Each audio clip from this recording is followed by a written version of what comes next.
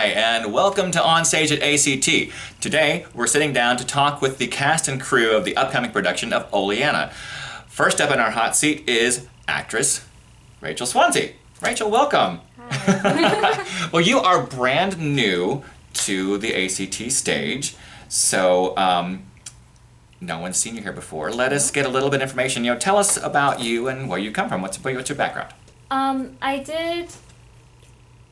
I first decided, I wanted to be a movie star since I was 5 years old. Well, then, but I think doesn't? that's just because I wanted to be Miss Piggy and sit by the pool and wear like sunglasses and drink mimosas, even though I didn't know what mimosas were. You just wanted the bubbles. Yeah. I just wanted, but when I was 11 in elementary school, we did Midsummer Night's Dream, and I was Hermia, and that's when I decided I need to be an actor, and that kind of.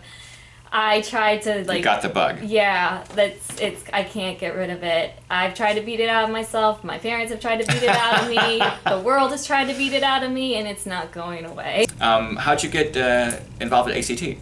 Well, I auditioned for a play at the barn, which I had done one play at the barn before, and they didn't cast me, but the woman said, they're doing auditions over at A.C.T. They have two parts they need to cast, and you should really go audition. You'd be perfect. And so I went and auditioned, and one thing leads to another, and here you are. You're playing Carol. And what can you tell us about Carol and how she fits in the middle of Oleanna?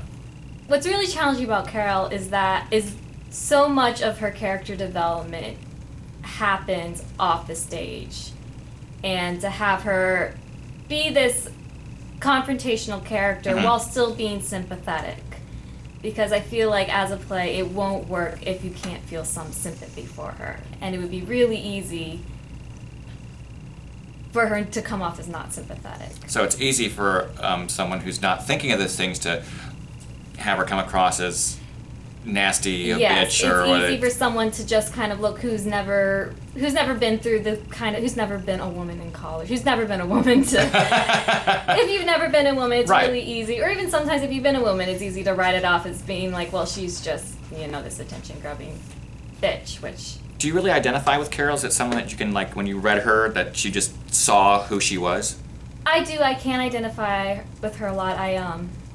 I think she came into school, she worked very hard to get into school. We can see that in some of her dialogue. She overcame a lot of issues and obstacles, and she comes from just a different background. I think it was a big culture shock for her. I think she came in very idealistic about it. And there was major disillusionment.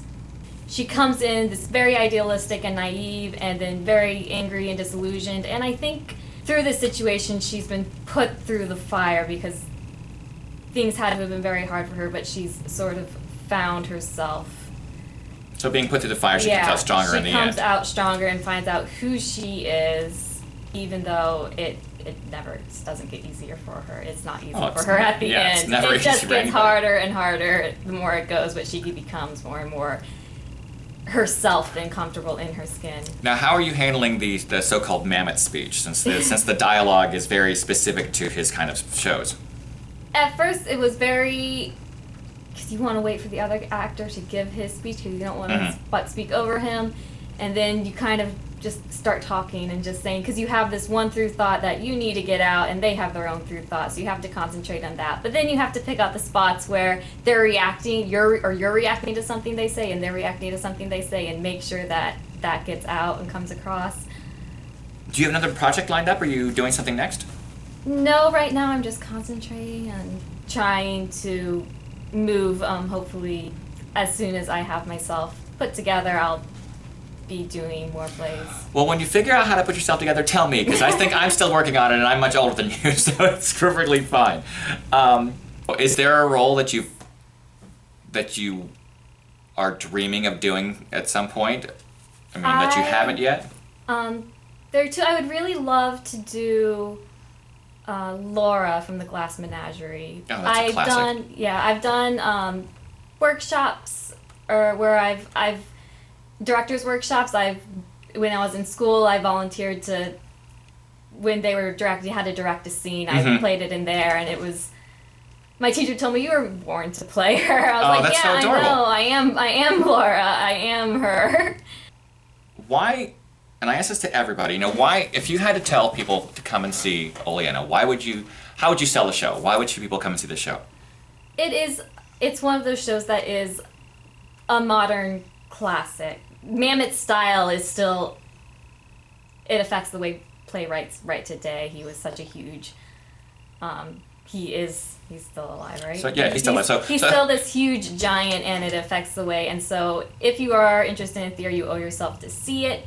And you can't really see it as a movie. There's a movie made of it, but it's Right. not. It's something that you need to see. It doesn't work as a movie. It works as a play. It works live. Yeah, and I think doing it in this small setting is the perfect setting for this play because it is such an intimate play between these two people, and it's so intense, and you need to feel that intensity. Well, it sounds like you have quite a handle on the material, and you can see Rachel when Oleanna opens on May 20th and runs through June 4th here at A.C.T. Studio Theater. Rachel, you're not rehearsal, you've got other things to do, so thank you for taking the time out with us. It's been a pleasure. There you go.